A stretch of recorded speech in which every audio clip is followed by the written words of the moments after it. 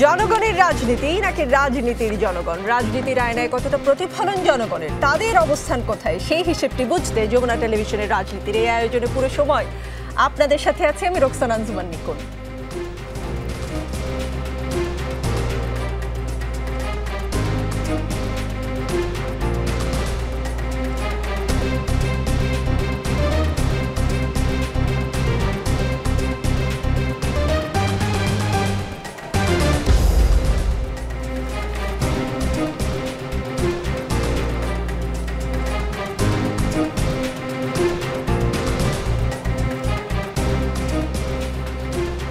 দর্শক, আজকের রাজনীতিতে আমাদের সঙ্গে আছেন যুক্তরাজ্য বিএনপির সিনিয়র যুগ্ম সাধারণ সম্পাদক পারভেজ মল্লিক, আমাদের সঙ্গে আছেন গণসংহতি আন্দোলনের প্রধান সমন্বয়কারী জোনায়েদ সাকি, সাথে আছেন আমার বাংলাদেশ পার্টি এবি পার্টির ভাইস চেয়ারম্যান লেফটেন্যান্ট কর্নেল অবসরপ্রাপ্ত দিদারুল আলম পিএসসি, সাথে আছেন আমাদের জাতীয় নাগরিক পার্টির সিনিয়র যুগ্ম আহ্বায়ক আরিফুল ইসলাম আদিব। পারভেজ মল্লিক, আল জাজিরার এক্সপ্লেইনার, সেখানে তারা বলছে why the future of Bangladesh Mohammad Yunus administration is uncertain, মানে যদি বাংলা করি মানেটা হচ্ছে মোহাম্মদ ইউনুসের প্রশাসনের ভবিষ্যৎ কেন অনিশ্চিত।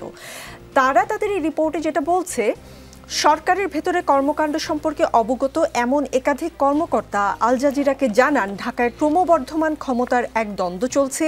এই উত্তেজনাকে দেশের সামাজিক ও মূলধারার গণমাধ্যমে অন্তর্বর্তী প্রশাসন এবং সেনাবাহিনীর মধ্যে এক ধরনের ঠান্ডা যুদ্ধ হিসেবে উপস্থাপন করা হচ্ছে। এই টানাপোড়েন এখন ইউনুসের নেতৃত্বের ভবিষ্যৎকে হুমকির মুখে ফেলছে। রিপোর্টটিতে আরও বলা হয়েছে, ইউনুস পদত্যাগ করার কথা ভাবছেন এমন গুজব ছড়ানোর মধ্যে ওই বৈঠক অনুষ্ঠিত হয়। তবে গতকাল শনিবার উপদেষ্টা পরিষদের আরেক বৈঠকের পর পরিকল্পনা উপদেষ্টা ওয়াহিদ উদ্দিন মাহমুদ সাংবাদিকদের বলেছেন, প্রধান উপদেষ্টা আমাদের সঙ্গেই আছেন, তিনি পদত্যাগের কথা বলেননি। অন্য উপদেষ্টারাও আছেন, আমরা আমাদের উপর অর্পিত দায়িত্ব পালন করছি। রিপোর্টটিতে বলা হয়েছে, চলমান রাজনৈতিক অস্থিরতার মধ্যে অন্তর্বর্তী সরকারের উপদেষ্টা পরিষদের ঊর্ধ্বদার একটি বৈঠকের পর ওয়াহিদ উদ্দিন মাহমুদ এ বক্তব্য দেন। তবে বিশ্লেষকরা বলছেন এ অচলাবস্থা এখনো কাটেনি। রাজনৈতিক দলগুলোর সাথে বৈঠকের পর অচলাবস্থা আসলে কাটলো কিনা?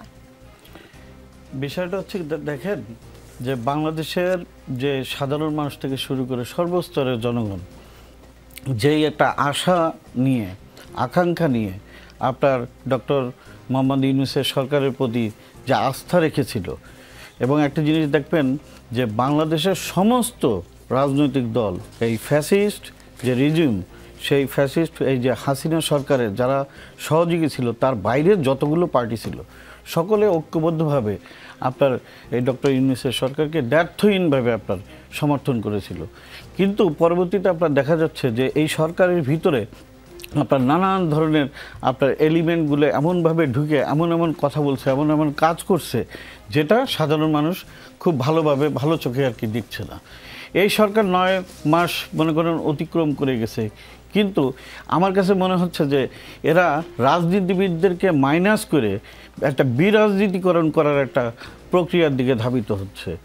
আর হচ্ছে যে আপনার এই তত্ত্বাবধায়ক সরকারের ভিতরে যারা আছে, তাদের ভিতরে দেখা যাচ্ছে যে কি যারা এই বিগত দিনের যতগুলো বাংলাদেশের আপনার যত আন্দোলন যত বলেন প্রত্যেকটা আন্দোলনের সাথে আপনার আমাদের নতুন যে নেতৃত্ব, তরুণ নেতৃত্ব, ছাত্র ভাই বোনেরা সবসময় আন্দোলনে আপনার নেতৃত্ব দিয়েছে।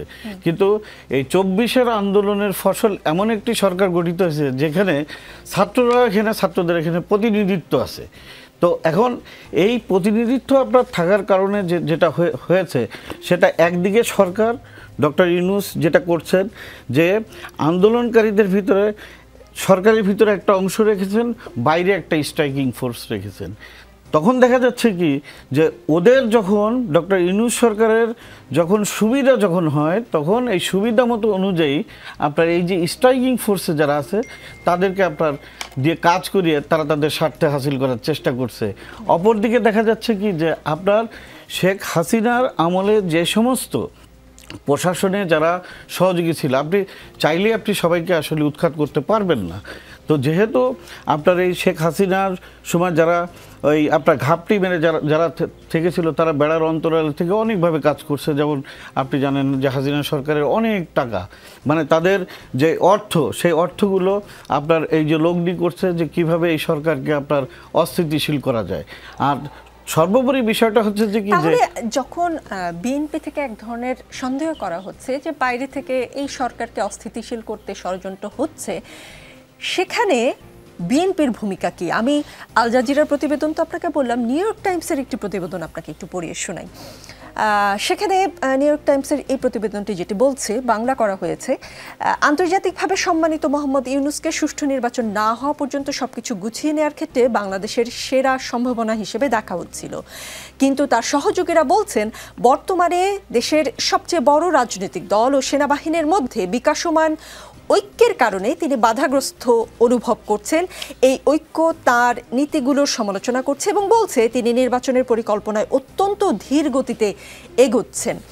এই রিপোর্টে আরও যা বলা হয়েছে সেটি হচ্ছে, বিএনপি প্রথম দিকে অধ্যাপক ইউনূসের সরকারকে সমর্থন দিয়েছিল, তবে সাম্প্রতিক মাসগুলোতে নীতিগত নানা বিষয়ে মতবিরোধের কারণে দলটি সহযোগিতা বন্ধ করেছে।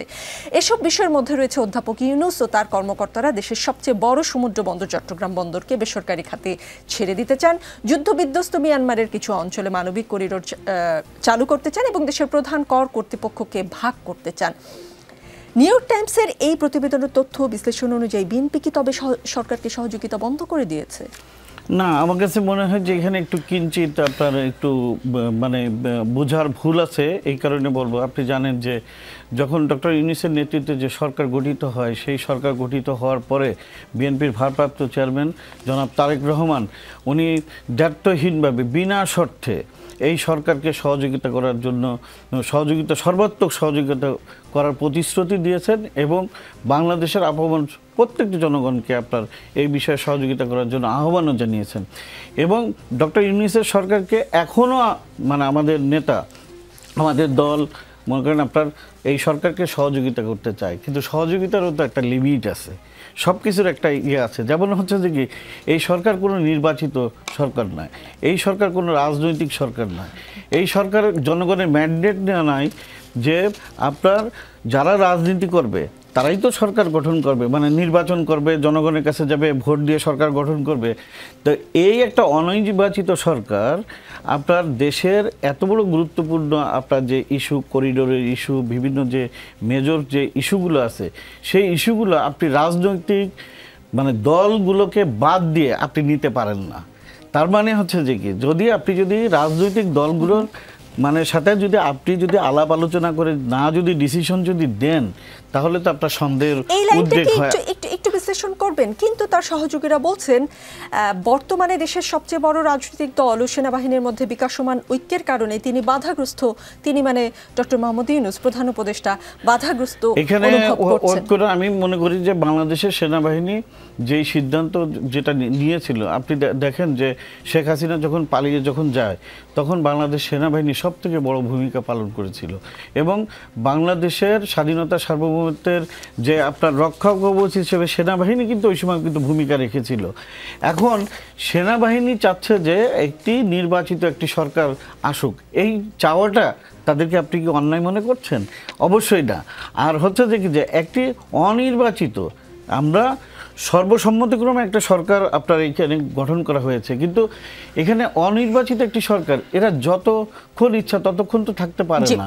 আমরা তো ডক্টর ইউনূসকে বলি নাই যে আপনি অনন্তকাল ধরে আপনি ক্ষমতায় থাকার জন্য ইয়ে করেন। আর জুলাইয়ের যে আন্দোলন হয়েছে, সেই আন্দোলনে তো মনে করেন আপনার এই যে যারা উপদেষ্টা পরিষদ যারা আছেন, তাদের প্রতি মানুষ আস্থা রেখেছিল কিসের জন্য?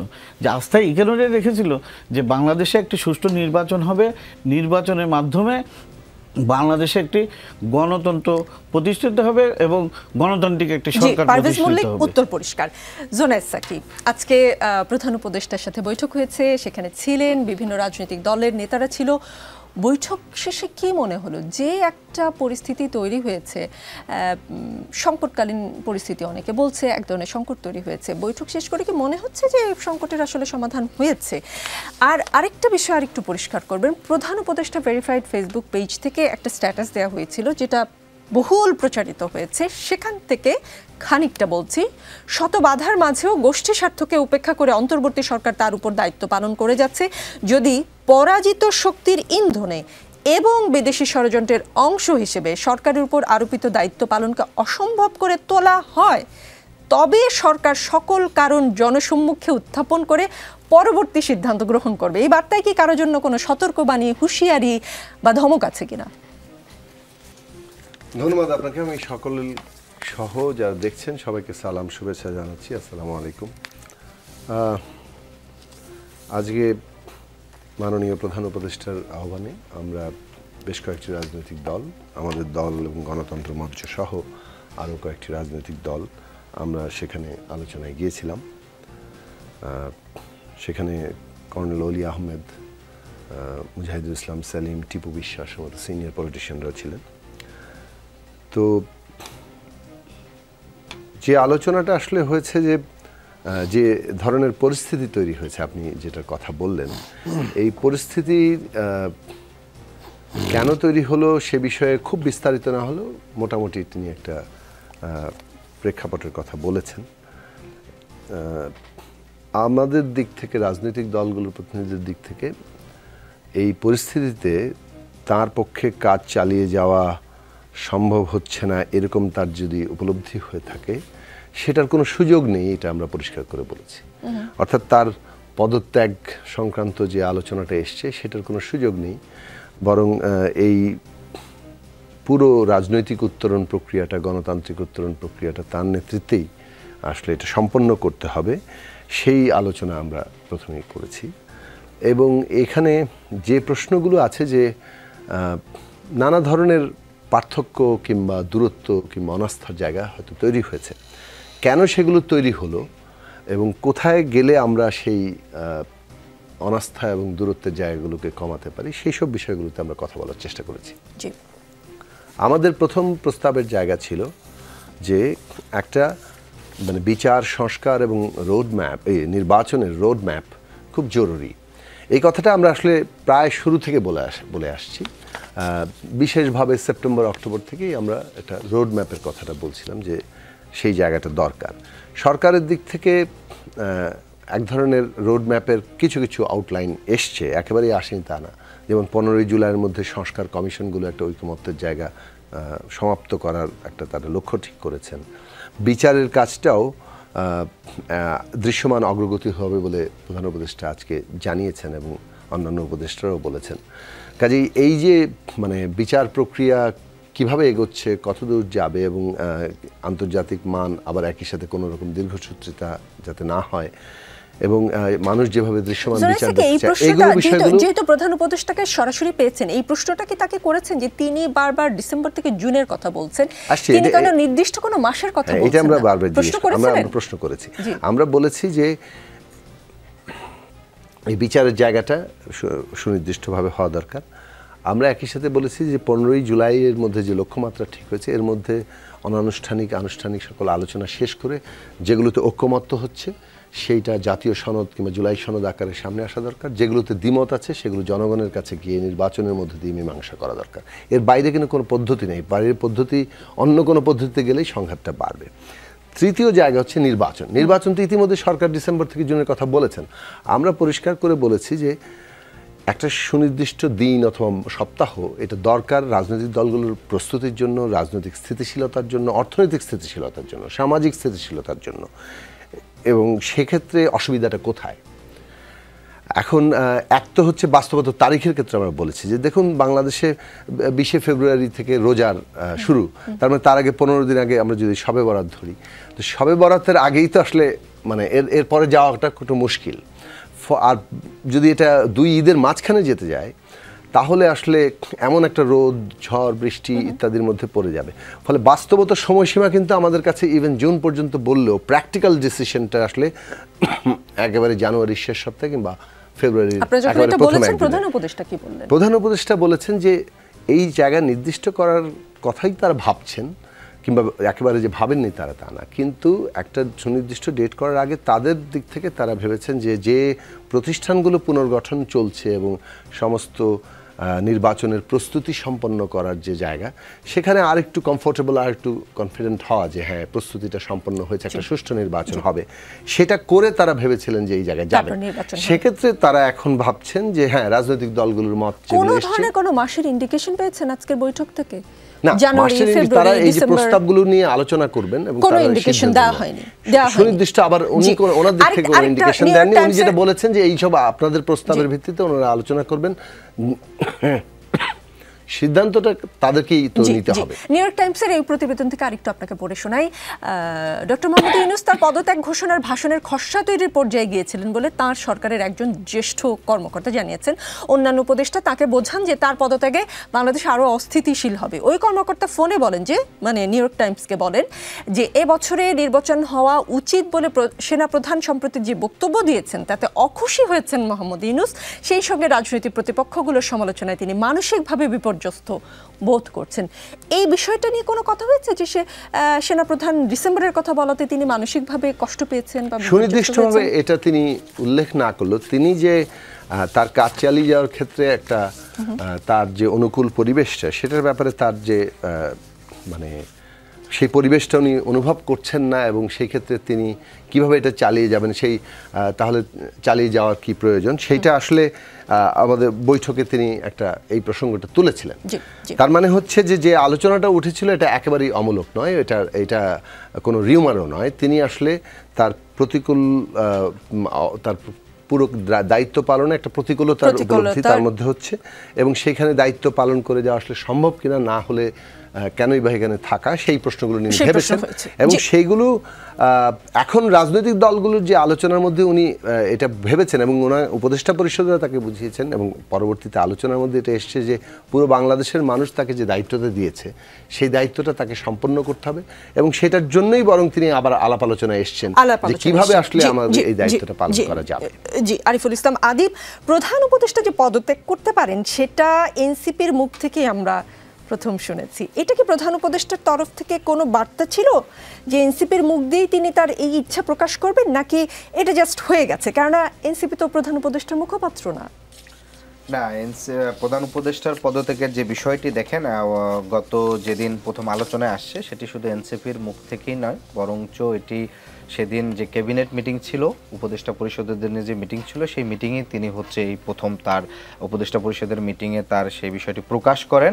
কিন্তু উপদেষ্টা পরিষদরা যারা ছিলেন তারা হয়তো বিকেল বা সন্ধ্যা পর্যন্ত এটা নিজেদের মধ্যেই স্যারের সাথে কথা বলে এক ধরনের আলাপ আলোচনা করার চিন্তা করেছিলেন। কিন্তু আপনি যদি নিউজ দেখেন, সে নিউজে স্পষ্ট আছে যে প্রধান উপদেষ্টা অন্যান্য উপদেষ্টার সাথে সে মিটিং করছেন, সেই মিটিংয়ে তিনি তার এই পদত্যাগের বিষয়গুলো করছেন। এটা শুধু এনসিপির সাথে না।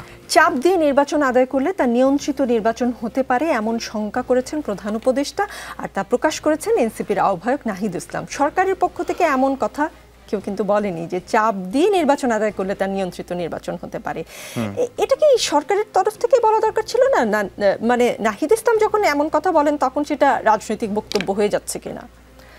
না, এখানে আমরা গত 15 দিনে এবং অভ্যুত্থান পরবর্তীতে বাংলাদেশের রাজনীতি এবং অন্যান্য বিষয়, আমাদের বৃহত্তম দলের যে রাজনৈতিক আচরণ, যে রাজনৈতিক সংস্কৃতি তারা শুরু করেছে, সেটা সুস্পষ্ট। এখানে তারা আইন বিভাগ, বিচার বিভাগকে জিম্মি করার চেষ্টা করেছে। তারা গত 15 দিন আগে কিশোরগঞ্জে তাদের উপজেলা পর্যায়ে স্লোগান দিয়েছে, একটা এনসিপি দর ধরে ধরে জবাই করার স্লোগান দিয়েছে, জামাত জবাই করার স্লোগান দিয়েছে, এবং অন্য অন্য আওয়ামী লীগেরও জবাই করার স্লোগান দিয়েছে। এটা তাদের একটা তৃণমূল পর্যায়ে, আমরা সেটিকে একটি বিচ্ছিন্ন ঘটনা হিসাবে দেখতে চেয়েছিলাম। কিন্তু এর পরপরই যখন আমরা দেখলাম তাদের সিনিয়র নেতৃবৃন্দ, তাদের দুদু ভাই কিংবা মির্জা আব্বাস ভাই এবং অন্য অন্যদের যে বক্তব্য, সেই বক্তব্যের সুরগুলো হচ্ছে যে আমরা চাইলে পারবে বা পারবে না, নানা ধরনের বিষয়। এবং টক শোতেও তাদের এক নেত্রী এসে বলেছিলেন যে আমরা জাস্ট ফু দিলে অনেক কিছু হয়ে যাবে। ফলে এই যে তাদের বক্তব্য দেওয়া এবং সেটা মাঠে হচ্ছে আপনার প্রয়োগ করা, এতে দ্বারা বোঝা যায় যে আইন শৃঙ্খলা কিংবা অন্য অন্য রাষ্ট্রের যে বিষয়গুলো, সেই স্বাধীন প্রতিষ্ঠানগুলো স্বাধীনভাবে কাজ করতে পারবে কিনা সেটির একটি সংশয় দেখা দিচ্ছে। ফলশ্রুতিতে যে নির্বাচিত নিয়ন্ত্রিত নির্বাচন এবং প্রি ডিসাইডেড ইলেকশনের দিকে যে এগিয়ে যাবে সেটি দৃশ্যমান।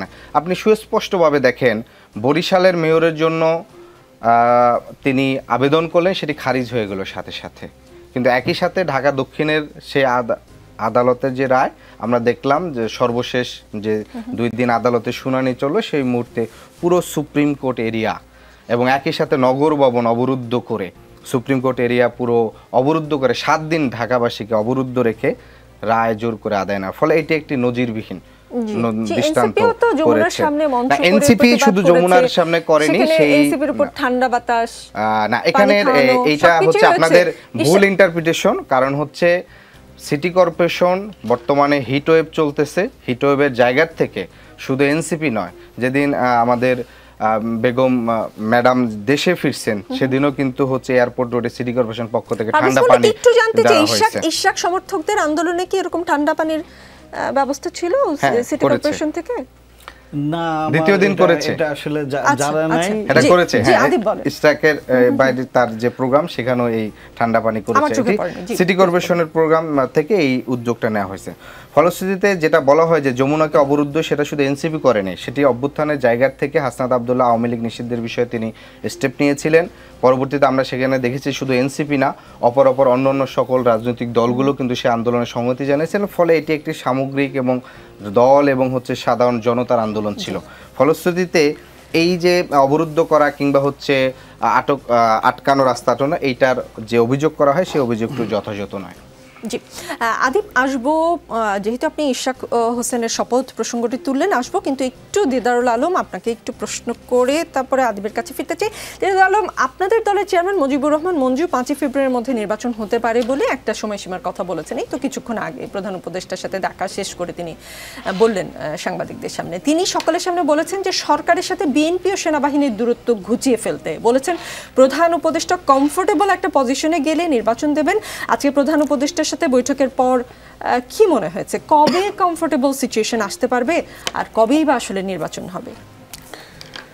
ধন্যবাদ নিকোল আপনাকে। যে প্রথমেই আমি আলোচক বিন্দু যারা আছে সবাইকে ধন্যবাদ জানাচ্ছি এবং যমুনা টিভিকে ধন্যবাদ জানাচ্ছি, আপনাকেও ধন্যবাদ জানাচ্ছি। আমি এর মধ্যে দিয়ে একটু স্মরণ করতে চাই যাদেরকে আমরা হারালাম, আমাদের ছাত্র জনতার অসংখ্য মানুষ, তাদের প্রতি শ্রদ্ধা সম্মান রাখছি এবং যারা এখন হসপিটালে কাতরাচ্ছে যাদের প্রতি সম্মান রেখেই আপনার প্রশ্নের উত্তর দিতে চাই। সেটা হলো যে আপনি যেহেতু তাদের প্রতি শ্রদ্ধা বা সম্মান জ্ঞাপন করলেন, একটা ছোট্ট প্রশ্ন করতে পারি, এবি পার্টি কি মনে করে এই সরকার কি আহতদের এবং শহীদ পরিবারদের যথাযথ পাশে দাঁড়াতে পেরেছে যেভাবে পাশে দাঁড়ানো দরকার ছিল? আমার মনে হয় আপনি অত্যন্ত সেন্সিবল একটা প্রশ্ন এনেছেন। সরকারের বেশ কিছু উদ্যোগ প্রশংসনীয়। অ্যাট দ্য সেম টাইম যদি আমরা বলি যে আমাদের যে আশা আকাঙ্ক্ষার যে জায়গা, তাদেরকে নিয়ে আর অনেক কিছু করার বাকি ছিল। আমরা আজকে অনেক কিছু করার বাকি ছিল এবং বাকি আছে। সবচেয়ে মানে জুলাই অভ্যুত্থানের পর সবচেয়ে বেশি প্রায়োরিটি হওয়ার কথা আহতদের চিকিৎসা এবং শহীদ পরিবারের পাশে দাঁড়ানো। সেইখানে সরকার যত নম্বর পেল, সেই নাম্বার দিয়ে এই সরকার নির্বাচন, সংস্কার এবং বিচার, 3টি দায়িত্ব সরকারের পালন করার কথা। সেই 3টি কত দূর আসলে সফল হবে বলে আপনার প্রজেকশন বলে? মানে ওইটার মার্কিংয়ে যদি বাকি 3টি কাজে মার্ক করতে, তাহলে একটা বিষয় একটু টাচ করে যাই। সরকারের কাছ থেকে আমরা যেগুলো আশা করেছিলাম যে ছাত্র জনতার মধ্যে যারা আহত, যারা নিহত হয়েছেন, তাদের ব্যাপারে তারা একটা ফান্ড ক্রিয়েট করেছেন, একটা সমন্বয় কমিটি করে দিয়েছিলেন যাতে করে তারা প্রত্যেকটা ফ্যামিলি একটা টেকিং কেয়ার হয় এবং ছাত্র জনতাদের পক্ষ থেকে আমাদের যারা ছোটো বেড়া ছিল তারা সেখানে সম্পৃক্ত ছিল। সেটা অনেক দূর কাজ হয়েছে। সিভিল সোসাইটি অনেক ক্ষেত্রে এগিয়ে আসছে এগুলো কাজ করার জন্য। আমাদের পার্টি আমরা একটা কমিটি করে দিয়েছিলাম, আমাদের যে senior vice chairman professor doctor মিনার মাধ্যমে, রাইট, ওটা আমরা করে দিয়েছি। তো সরকারের কাছ থেকে আমাদের যতটুকু আশা ছিল যে তাদেরকে নিয়ে যতটুকু কার্যক্রম দৃশ্যমান হওয়া ছিল, অতটুকু দৃশ্যমান সেখানে একটা হয়নি। তো একদম কাজ হয়নি সেটা বলবো না, তবে আমাদের আশার চেয়ে হয়তো অনেকখানি, আমরা নম্বর যদি বলে তাহলে হয়তো অনেকখানি কম পাবে। এখন মূল যে কাজ, যে দায়িত্ব দিয়ে সরকারকে আমরা সবাই মিলে ওনাকে বসালাম, তার মধ্যে আমরা যেটা বলেন ঠিকই 3টা প্রধান কাজ। বিচার সম্পন্ন করতে হবে বা দৃশ্যমান হতে হবে, সংস্কারের কাজগুলো একটা লাইনের মধ্যে উঠতে হবে, দৃশ্যমান হতে হবে, এবং নির্বাচন of course that is the final task তাদেরকে দিয়ে আমরা বসিয়েছি। আমি বিচারেরটা আপনারা দেখতে পাচ্ছেন মোটামুটিভাবে এটা একটা লাইনের মধ্যে যাচ্ছে, বাট আরও হয়তো গতিশীল করা যেত। ট্রাইব্যুনাল একটার জায়গায় দুটার জায়গায় 3টা করলে তো অসুবিধা ছিল, 5টা করলে অসুবিধা কী ছিল? অসুবিধা তো ছিল না। বাট এখানে সরকারের সদিচ্ছার অভাব না থাকলেও তাদের পদ্ধতিগত কিছু ত্রুটি আছে বলে আমরা বারবার বলে আসছি এটা। তো আমরা এখনও বলছি যে আপনার কোনো সময় আছে, আপনি ট্রাইব্যুনালকে বাড়ান, এখানে যাদেরকে বিচার প্রক্রিয়া আমরা আনার চেষ্টা করছি তাদেরকে দ্রুত বিচারের কাজগুলো দেখুন এবং জনগণের কাছে এটা দৃশ্যমান যাতে হয় সেই ব্যবস্থাটা করুন। এখন হলো সংস্কারের বিষয়। সংস্কার আমরা ইনিশিয়ালি যেভাবে চিন্তা করেছিলাম ডক্টর ইউনূস সেটাকে আরও একটু পদ্ধতিগত, যেটা জোনায়েদ সাকিব ভাই বললেন, সেই হিসেবে উনি অত্যন্ত সতর্কতার সাথে সেটা জিনিসকে আগালেন। আমাদের কাছে মতামত চেয়েছেন, আমরা মতামত দিয়েছি, আবার তারা সেই মতামতের উপর ভিত্তি করে তারা তালিকা করেছে যেগুলো আমরা একমত হলাম। গুরুত্বপূর্ণ জায়গাগুলো থেকে তারা 166টা আপনি জানেন যে তারা তালিকাভুক্ত করে আমাদেরকে আবার পাঠালেন, আমরা কিভাবে সেটা চাই। সেখান থেকে আমরা বিভিন্ন পার্টি বিভিন্ন মতামত দিয়েছি, মেজরিটি দেখা যাচ্ছে আমরা একমত হয়েছি, আমরা 80-90 ভাগে আমরা একমত হয়েছি। যদি স্পেসিফিকলি একটা দুইটা বলি, 166টার মধ্যে আমরা প্রাথমিকভাবে 108টা আমরা এগ্রি করেছিলাম, এবং কর্ণলির কত উনি বলেন কর্ণলির পার্টি 120টা করেছিল, এবং আমরা মোটামুটিভাবে মেজরিটিগুলো আমরা একমত হয়েছিলাম। এখন হলো এটা বাস্তবায়নের যে বিষয়টা, ঐক্য কমিশন গঠনের পরে দেখা যাচ্ছে তারা সবগুলো পলিটিক্যাল পার্টির সাথে আয়োজন করে সবাইকে একটা জায়গায় আনার তারা চেষ্টা করছে। এই জন্য কার্যকরগুলো একটু দীর্ঘায়িত হচ্ছে, বাট প্রসেসটা কিন্তু একটা লাইনের মধ্যে এটা আছে। কিন্তু আমরা চাচ্ছি সকল পলিটিক্যাল পার্টির সাথে আলোচনা করে সরকার প্রধানের নেতৃত্ব যদি সকল পলিটিক্যাল পার্টির সাথে একটা কম্বাইন আলোচনার মাধ্যমে উনি গুরুত্বপূর্ণ যদি মনে করেন যে আমরা 20টা 30টা এই মুহূর্তে করা দরকার, যেগুলা করে আমরা নির্বাচনে যেতে পারি, তাহলে আমরা বারবার বলছি আপনি সেই গুরুত্বপূর্ণ বিষয়গুলোকে নির্ধারণ করে যেটা এখন করে যখন করেন, যেটা অধ্যাদেশের মাধ্যমে করতে হবে সেটা অধ্যাদেশে আপনি যান, আর যেটা নির্বাচিত সরকারের মাধ্যমে আপনি করতে পারেন মেজরিটি অফ দেম, সেটা নির্বাচনের সরকারের জন্য আপনি জনগণকে জানিয়ে দেন যে এটা আমি ছেড়ে দিলাম, যেটা জনগণের নির্বাচিত সরকার সেটা করবে। এই বিষয়টা এখনও পর্যন্ত মোটামুটি লাইন আপ হয় নাই। আজকে আই এম শিওর জোনায়েদ ভাই ওখানে ছিলেন, আমাদের পার্টি চেয়ারম্যান যখন কালকে রাত্রে আমাদের সাথে মত বিনিময় করছিলেন যে আমরা কী কী উপস্থাপন করব, সেগুলো আমরা তাকে বলেছি, তাকে আমরা পার্টির সিনিয়র লিডার সবাই তাকে বলেছে যে আপনি এই বিষয়টা তুলে ধরেন। যে ফেব্রুয়ারি মাসটাকে আপনারা সেই প্রজেকশন থেকে বলেছেন যে ফেব্রুয়ারিতে চাইলে এই সরকার নির্বাচন করতে পারে, যে কমফোর্টেবল সিচুয়েশনের কথা আপনাদের দলের চেয়ারম্যান বললেন, সেই কমফোর্টেবল সিচুয়েশন ফেব্রুয়ারির মধ্যে অ্যাকোয়ার করা সম্ভব সরকারের পক্ষে? সম্ভব। কেন বলছি, আপনি দেখেন সেনাবাহিনীর পদের একটা অবস্থান নিয়েছেন, সেনাবাহিনী পদের একটা অবস্থা নিয়েছেন মানে উনি ওনার সেনাবাহিনীকে নিয়ে অবস্থা নিয়েছেন। উনি যখন একটা কথা বলেন এটা কিন্তু শুধু ওনার একক জায়গা থেকে বলেন না, সেনাবাহিনী কতদিন ধরে বাইরে থাকতে পারে সেটার একটা ক্যালকুলেশন আছে, সেনাবাহিনীর ভিতরে অনেক ধরনের পরিকল্পনা থাকে সেগুলো একটা বিষয় জড়িত আছে। এবং উনি কিন্তু প্রথম যেই উনি জাতির উদ্দেশ্যে যেই কিছুটা ব্রিফিং দিয়েছেন সেখানে উনি বলেছিলেন যে 18 মাসের মধ্যে এই নির্বাচনটা হতে পারে এবং হওয়া উচিত। সুতরাং আমি মনে করি সেনাবাহিনীর প্রধানকে এখানে বিতর্কিতের মধ্যে না এনে উনি যে কথাটা বলেছেন এটা সরকারের কাছে কোনো দূরত্ব নয়। সরকারও তো আগে ধারণা করেছিলেন যে ডিসেম্বরের মধ্যে নির্বাচন হবে এবং আমাদের সবচেয়ে বড় দল বিএনপি সেটাও সেই দাবিটা তারা করছে, ফলে তারা করতেই পারে। সরকার বলুক ঠিক আছে আমি এই কারণে ডিসেম্বরে পারছেন, আমি জানুয়ারিতে যাব, জানুয়ারিতে না গিয়ে ফেব্রুয়ারিতে যাবেন, আপনি একটু যদি ফ্লেক্সিবল রেখে দেন, জনগণের বারবার সন্দেহ তৈরি হচ্ছে, আপনি একটা ফিক্স করেন। কি মনে হয় সরকার কেন বলছে না কোনো মাসে? আমার যেটা মনে হয় তারা যেই সংস্কার প্রক্রিয়াগুলোর মধ্য দিয়ে তারা একটা ক্যালকুলেশন করছে যে কোন কোন কাজটা করে আমরা নির্বাচনে যাব, এই হোমওয়ার্কটা তারা এখন শেষ করতে পারেন নাই। আমরা যখন ঐক্য কমিশনের মিটিং গেছি, আমি ডেলিগেশনের মেম্বার ছিলাম, সেখানে উনি বারবার বলছেন যে আমরা মে মাসের মধ্যে আমাদের আলোচনাগুলো শেষ করতে পারবো। তো মে তো প্রায় শেষ হয়ে গেল, তাহলে এখন ধরে নিচ্ছি জুনের ফার্স্ট উইকে তারাই বলুক আমরা জুনের ফার্স্ট উইকে আমাদের রোড ম্যাপটা ডিক্লেয়ার করবো, সেটাও তো তারা বলতে পারছে না। তাহলে এই জায়গাটাতে যে একটা কনফিউশন পুরো দেশবাসীর মধ্যে সরকারের হোমওয়ার্ক শেষ হয়নি। জি আরিফুল ইসলাম আদিব, মাননীয় প্রধান উপদেষ্টার সাথে সর্বশেষ বৈঠকে আপনারা যে 5টি বিষয়ে আলোচনা করেছেন তার একটি ছিল বিগত সরকারের আমলে হওয়া সকল জাতীয় স্থানীয় নির্বাচনকে অবৈধ নির্বাচন হিসেবে আনুষ্ঠানিকভাবে ঘোষণা করা। আচ্ছা, এই দাবি কি আপনারা আগেও করেছিলেন নাকি ইশরাক হোসেনকে মেয়র ঘোষণা করার পর থেকে আপনাদের এমন দাবি বা এটা আপনাদের মনে আসলো যে ইশরাক হোসেন যখন শপথ নিতে যাবেন তখন এই দাবিটা তোলা দরকার? ধরুন আপনাদের দাবি মেনে গত সরকারের সকল নির্বাচন অবৈধ ঘোষণা করা হলো, তাতে করে ইশরাক হোসেন আর মেয়র হতে পারবেন না। শুনতে পাই আপনাদের সিলেকশনে একজন মেয়র আপনারা দক্ষিণে বসাতে চান, যেমন করে উত্তরের সিলেকশনে মেয়র বসেছে। বিষয়টা কতখানি সত্য?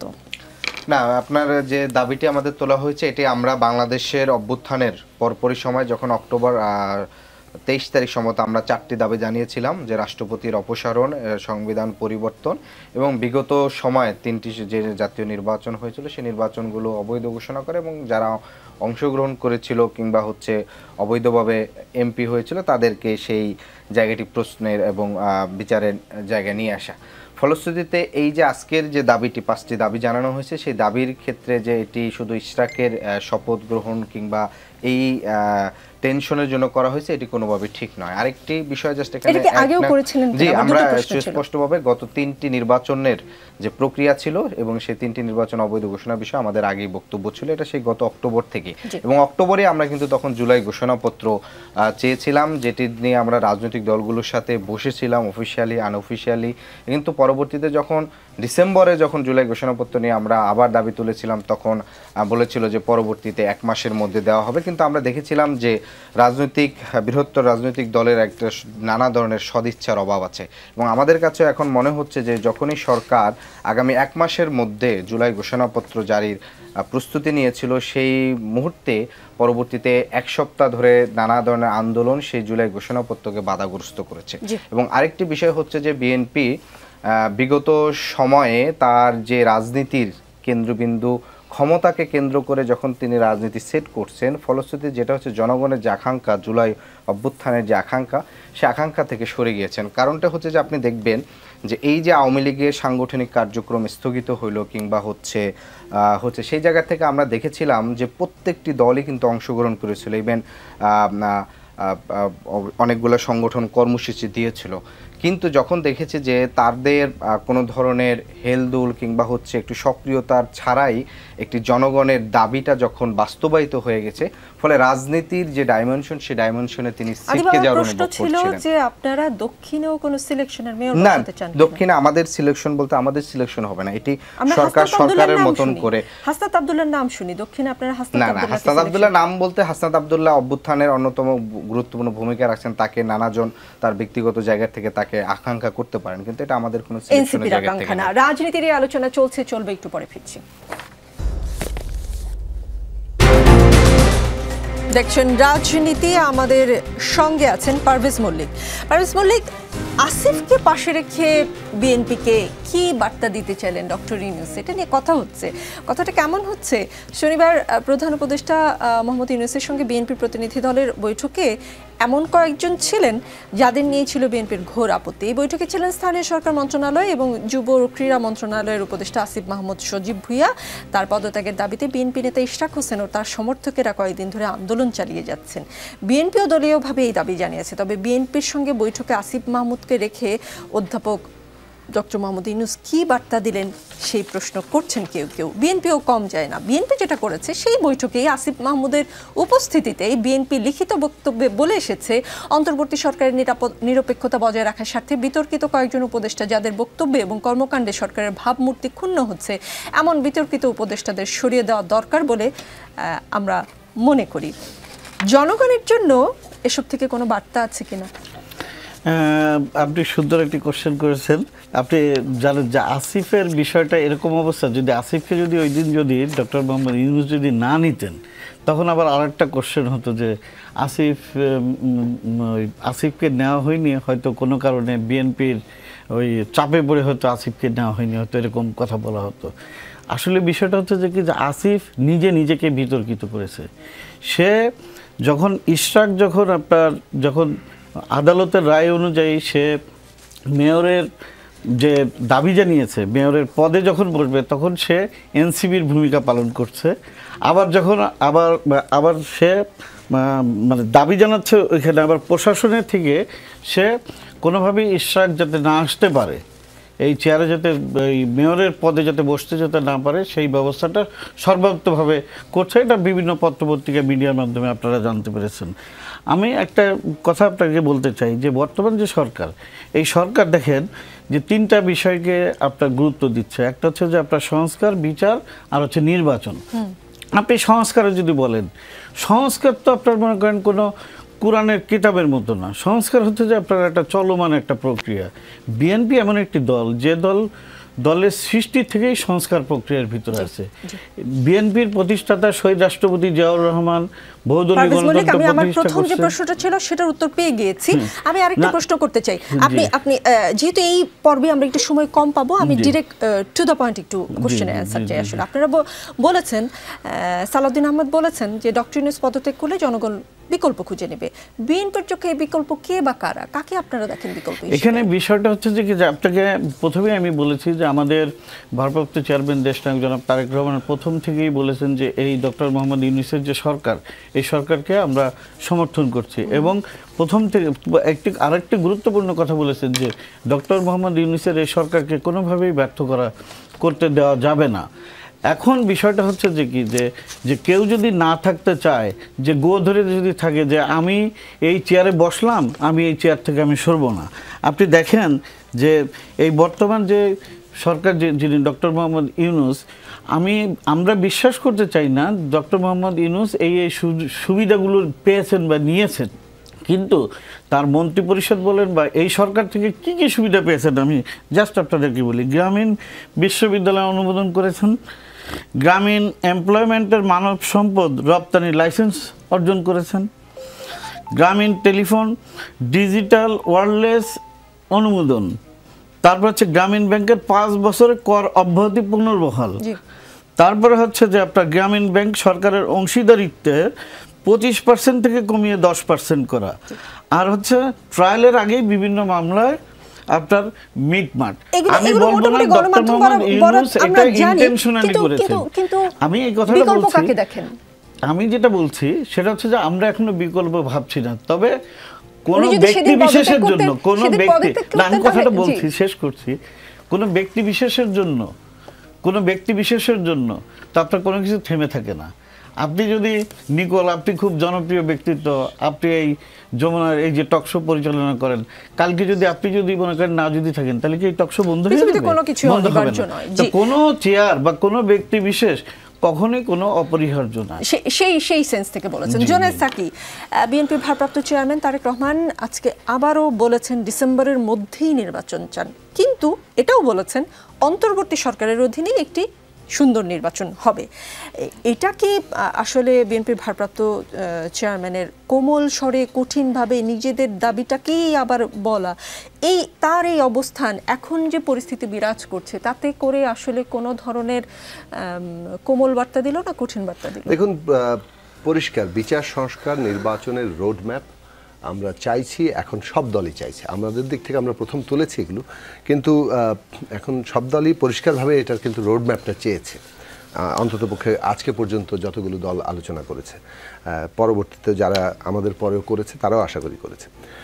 এখন প্রত্যেক দলেরই টাইমিং নিয়ে ধরেন ডিসেম্বর, এখন ডিসেম্বর হলে তো কেউ আপত্তি করার বিষয় নেই। রাজনৈতিক দলগুলোর দিক থেকে কারো আপত্তি তুলেছে কিনা যে ডিসেম্বরে আমাদের নির্বাচনে আপত্তি আছে, কারণ ডিসেম্বর তো সরকারেরই ঘোষণা করা একটা মানে টাইমলাইন, ডিসেম্বর থেকে জুন, ফলে ডিসেম্বর তো তার আর্লি ইয়ার, ডিসেম্বর থেকে পরে কেন যাবে এটা তো সরকারের নিশ্চয়ই তার কারণ ব্যাখ্যা করবে।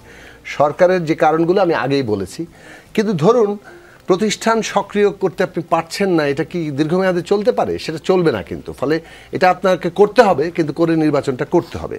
এখন প্রতিষ্ঠান স্বাধীনভাবে কাজ করতে পারবে কিনা এই সংশয় আপনি ধরেন রাখছেন, রেখে তো আপনি নির্বাচনকে অনির্দিষ্টকাল বন্ধ রাখতে পারেন না, কিংবা চাপ দিয়ে নির্বাচন করলে নিয়ন্ত্রিত নির্বাচন হয়ে যাবে এটা বলেও কিন্তু নির্বাচন কোনো ক্রমেই আসলে একটা তুলে রাখার বিষয় নয়। এটা হচ্ছে প্রথম বিষয়।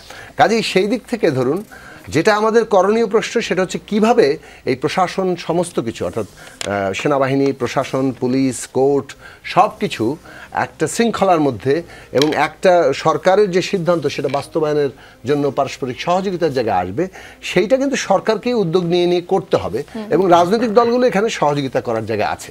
যেখানে দূরত্বের জায়গা তৈরি হচ্ছে, আমরা এটা বলেছি যে দূরত্বের জায়গাগুলো কাটিয়ে ওঠার জন্য উদ্যোগ গ্রহণ করতে হবে।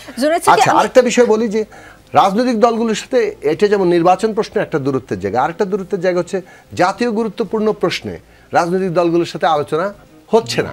ফেব্রুয়ারির পরে 3 মাস পরে আলোচনা হচ্ছে, অনেকগুলো গুরুত্বপূর্ণ বিষয় হচ্ছে। এখন ধরেন কেউ সমালোচনা করতে পারে, কেউ সমর্থন করতে পারে, আগে ভাগে তো আপনি জেনে নিতে পারেন না, বলতে পারে, আলোচনা কিন্তু করতে হবে। আমরা করিডোর নিয়ে দুশ্চিন্তায় আছি, শেষ করে কথা বলতে চেয়েছিলেন। হ্যাঁ, করিডোর নিয়ে আমরা দুশ্চিন্তায় আছি, কথার কথা। তাহলে করিডোর নিয়ে আমরা দুশ্চিন্তায় আছি, কিন্তু সরকার যদি আমাদেরকে ব্যাখ্যা করতো যে করিডোর মানে হচ্ছে এই জিনিস, তাহলে আমরা কি বলে যে এই বিষয়ে আমাদের মত বদলাতে পারতাম। আমি কথাটা বলছি একটা উদাহরণ হিসেবে। কিংবা চট্টগ্রাম পোর্ট নিয়ে আমরা ভাবছি যে এটা সমস্যা তৈরি হবে, কিন্তু আলোচনার পরে কিন্তু মত বদলাতে পারে। এই যে আমি আমার কথা দিয়ে বললাম, আমার পজিশন যাই হোক না কেন, আমি একটা উদাহরণ হিসেবে তুললাম। এই প্রশ্নগুলোতে আলোচনাটা দরকার। সরকারকে আমরা বলেছিলাম জাতীয় রাজনৈতিক কাউন্সিল করেন, সেটা করেনি। এখনো সময় আছে, যেটা করা খুব জরুরি নেক্সট সময়টা যাওয়ার জন্য, যে এই যে রাজনৈতিক দলগুলোর সাথে দূরত্ব তৈরি যাতে না হয়। আপনারা সরকারের সাথে বসতে চান, কথা বলতে চান, কিন্তু সরকার থেকে সাড়া পান না বা ডাক পান না বলে যান না। ডাক না দিলে আমরা কিভাবে যাব? ওখানে গিয়ে বসে থাকবো? শেষ করি। তারপরে ধরুন কোন একটা বিশেষ দলের প্রতি পক্ষপাতের প্রশ্ন, যেমন এনসিপি তোলে বিএনপির দিকে, যে সরকার তো বিএনপি চালাচ্ছে। আবার আমরা দেখতে পাচ্ছি বিএনপি কিংবা অন্য রাজনৈতিক দলও দেখতে পাচ্ছে অনেকগুলো ক্ষেত্রে কিন্তু সরকার এনসিপির প্রতি তার পক্ষপাত আছে বলে অভিযোগ উঠছে। যেমন ধরেন স্থানীয় নির্বাচনের বিষয়ে, হ্যাঁ, এনসিপির দাবি থাকতে পারে, কিন্তু সরকার কি কোনো রকমভাবে রাজনৈতিক দলগুলোর মধ্যে ঐকমত্যর আগেই এ বিষয়ে কোনো ডিরেকশন দিতে পারে? মানে সরকারের স্থানীয় সরকার মন্ত্রণালয় দিয়েছে এরকম খবর কিন্তু উঠছে যে এই জায়গাটাতে যাচ্ছে। আদৌ যাচ্ছে কিনা সেটা পরের প্রশ্ন, কিন্তু আমি বলছি যে এই দাবি উঠানো, যেমন কেউ ডিসেম্বরের মধ্যে নির্বাচন চাইছে কিংবা কেউ স্থানীয় নির্বাচন আগে চাইছে, দাবি উঠানোর প্রত্যেকের অধিকার আছে। কিন্তু আমরা সব কিছু জায়গাতে বলেছি যে ন্যূনতম ঐকমত্যের জায়গা, আলাপ আলোচনা এটা হওয়া দরকার। সেইটা যদি না হয় তাহলে হবে ডিফারেন্সটা বাড়বে। শহীদ এবং আহতের তালিকা, সরকারের অনেকগুলো বিষয় কিন্তু সমালোচনা করার ব্যাপার আছে। শহীদদের মর্যাদা এখন পর্যন্ত আসেনি কেন? 5ই আগস্টে যে দেওয়ার পরিকল্পনা, সেটা তো জানাতে হবে যে 1 বছর পূর্তিতে আমরা সবাইকে এই মর্যাদার জায়গা দেব। আমরা আহতদের কেন মানে পূর্ণাঙ্গ তালিকা, তাদের দায়িত্ব নেওয়ার প্রশ্ন আরো অগ্রগতি দেখতে চাই। একটা প্রশ্ন নিয়ে আপনার কাছে ফিরবো বলে আমি একটু তাড়াহুড়া করছি। আমি জাস্ট বলে নেই যে গুরুত্বপূর্ণ একটা জায়গা হচ্ছে যে একদিকে তো আমাদের এই সংস্কার নিয়ে, রোডম্যাপ নিয়ে, তারপরে এটা টেকসই কিভাবে হবে সেটা একটা খুব গুরুত্বপূর্ণ আলোচনা। এর মধ্যে সরকারকে কিন্তু অনেকগুলো জায়গাতে দায়িত্ব নিতে হচ্ছে। আইন শৃঙ্খলা পরিস্থিতি, আপনার জাতীয় নিরাপত্তার যে প্রশ্ন, নানা ধরনের হুমকি আছে, পুশিন হচ্ছে, দ্রব্যমূল্য, অর্থনীতি, জনজীবনের সংকট, শ্রেণী পেশার দাবি দেওয়া, আপনি এই সব প্রশ্নের জায়গাতে অনেক ক্ষেত্রেই সরকারের যে কুইক জায়গাগুলো ছিল, এগুলোকে যদি আপনি বলেন যে আমি কাজ করতে পারছি না, এখানে কিন্তু অনেকগুলো জায়গাতে কুইক ডিসিশনের জায়গা আছে এবং সেখানে পলিটিক্যাল পার্টিগুলো তাদেরকে সহায়তা করতে পারে। সেই সহায়তার স্কোপটা আমরা সবসময় পাই না। একদমই সময় কম, খুবই ছোট ছোট করে উত্তর চাই পারভেজ মল্লিক এবং আরিফুল ইসলাম আদিবের কাছে। পারভেজ মল্লিক, সাংবাদিক জুলকারনাইন শাহের কয়েকজন গুরুত্বপূর্ণ ব্যক্তির তালিকা প্রকাশ করেছেন। সেখানে আপনাদের দলের চেয়ারম্যান মুজিবুর রহমান মঞ্জুর ছবি আছে, জাতীয় নিরাপত্তা উপদেষ্টা খলিলুর রহমান, উপদেষ্টা আদিলুর রহমান খানের ছবিও আছে। এই সরি দিদারুল আলম আপনাকে বলছেন, জি, এই 19 জন ব্যক্তির সাথে আপনাদের সংযোগ কি? বলা হচ্ছে আপনাদের চেয়ারম্যান কোনো একটি টার্গেট নিয়ে কাজ করছেন, টার্গেটটি কি? প্রথমত হচ্ছে কি, এই কোথায় কোন মিডিয়াতে কি লেখা হলো একজন পার্টির চেয়ারম্যানকে নিয়ে, আমার মনে হয় একজন সাংবাদিক, না আমি বলছি আপনি প্রশ্ন করেছেন, let me answer to this question. প্রথমত this are all very confusing. আমরা এটা আমরা ওনাকে কথা বলতে দিই, বললাম না, এই জন্য যে this are kind of political party লিডারদেরকে কিছুটা অনেক ক্ষেত্রে প্রশ্নবিদ্ধ করে ফেলার যে একটা প্রচেষ্টা যেখানে আছে, এটাই এই ধরনের একটা ইন্ডিকেশন এখানে আছে। আপনাদের চেয়ারম্যান কোনো ধরনের ষড়যন্ত্রের সাথে সংযুক্ত নয়, এই সরকারকে দীর্ঘদিন ক্ষমতায় রাখা বা বিএনপিকে বা বিরাজনীতিকরণের কোনো ষড়যন্ত্রের সঙ্গে আপনাদের দলের চেয়ারম্যান আপনি একটা জিনিস খেয়াল করেন, মুজিবুর রহমান মঞ্জুকির তো খুব ছোটবেলা থেকে এর একটা রাজনৈতিক ব্যক্তিত্ব, আবার আপনি জানেন তার পুরোনো ব্যাকগ্রাউন্ড। ফলে এবং আমি যেটা মনে করি ইয়াং রাজনীতিবিদ যারা এখন সমাজে আছে তাদের মধ্যে তার ইমেজটা অত্যন্ত ভালো এবং একটা পরিচ্ছন্ন রাজনৈতিক ব্যক্তিত্ব বলে আমরা তাকে শ্রদ্ধা করি। বয়স আমার অনেক ছোট হতে পারে, বাট ইজ দ্য পার্টির chairman, is the vice chairman. Therefore এখানে এই ধরনের বক্তব্য যারা কেউ দিয়ে থাকে তাদের উদ্দেশ্য নিয়ে আমাদের প্রশ্ন করার অভিযোগটি ডিনাই করছেন আরিফুল ইসলাম আদিব। বিটিএমএ সভাপতি শওকত আজিজ রাসেল বলেন 1971 সালে খুঁজে খুঁজে বুদ্ধিজীবীদের হত্যা করা হয়েছে, 2025 সালে শুধু শিল্প নয় শিল্প উদ্যোক্তাদের মেরে ফেলা হচ্ছে। এটাকে আমরা ষড়যন্ত্র মনে করি, শিল্প বাঁচাতে না পারলে দেশের দুর্ভিক্ষ হবে বলেও মন্তব্য করেন। বিসিআই এর সভাপতি আনোয়ার আলম চৌধুরী পারভেজ বলেন ব্যাংক ঋণের সুদের হার বেড়ে গেছে, গ্যাস সংকটের কারণে 60% বেশি উৎপাদন হচ্ছে না কারখানায়, 3 মাস সুদ না দিলেই ঋণ খেলাপি করছে ব্যাংক, আবার নির্ধারিত সময়ের মধ্যে বেতন পরিশোধের ধমক দিচ্ছে সরকার। এই যখন অবস্থা তখন সরকারের দক্ষতা নিয়ে এনসিপির মনে কোনো প্রশ্ন জাগে কিনা? আমাদের অবশ্যই সরকারের দক্ষতার বিষয় শুধু না, আমরা দেখেছি যে অভ্যুত্থান পরবর্তী সরকারের যে 10 মাস সেখানে সরকারের মধ্যে সমন্বয়হীনতার একটা বড় ঘাটতি আছে। সরকার কিভাবে রাজনৈতিক দলগুলোর সাথে ডিল করবে, সরকারের রাজনৈতিক দলগুলোর সাথে সে কিভাবে সমন্বয় করবেন, শহীদ আহতদের কিভাবে সমন্বয় করবে এবং ওভারঅল পুরো এমন একটি ক্রাইসিস মোমেন্টে যে সমন্বয় করবেন সেই সমন্বয়ের একটা বড় ঘাটতি আছে এবং এটা আমরা শুধু এখন না অনেক আগে থেকে এই সমালোচনাটা করে আসছিলাম। সাকিব ভাই একটা জাস্ট আমি একটু অ্যান্সার দিই 30 সেকেন্ডে। উনি বলছিলেন যে স্থানীয় নির্বাচনের দাবিতে, যে স্থানীয় নির্বাচনের দাবি কিন্তু শুধুমাত্র এনসিপি করেনি, এটি আমরা দেখেছি যে ইসলামী আন্দোলন বাংলাদেশ, গণ অধিকার পরিষদ এবং সম্ভবত এবি পার্টিরও মেবি স্থানীয় নির্বাচন, আমার এক্সাক্ট মনে নাই, সম্ভবত তাদের অনেকেরই আছে। তো ফলশ্রুতিতে শুধু এনসিপির দাবির প্রেক্ষাপটে যদি সরকার কোনো উদ্যোগ নিয়ে থাকে এটা এভাবে বলার সুযোগটা নেই, এটা অনেকগুলো দলেরই এই দাবিটা আছে। জি জোনায়েদ সাকি, যে প্রশ্নটা করতে চাচ্ছিলাম, ইদানিং এজেন্ট ট্যাগিং চলছে, নানান ধরনের ট্যাগিং এর আসলে মৌসুম আসে। এ বলছে ও ওই দেশের এজেন্ট, ও বলছে সে তমুক দেশের বা তমুক দেশের গোয়েন্দা সংস্থার এজেন্ট, তাহলে বাংলাদেশের এজেন্ট কারা? দেখুন সেইটা তো আমাদের দিক থেকে আমরা এই জিনিসটা দলগতভাবে, অনেকে আগেও হয়তো বলে থাকতে পারেন, বাট দলগতভাবে আমরা প্রথমে এটার কথাটা তুলেছিলাম যে বাংলাদেশে অনেক পন্থী রাজনীতি আমরা দেখেছি।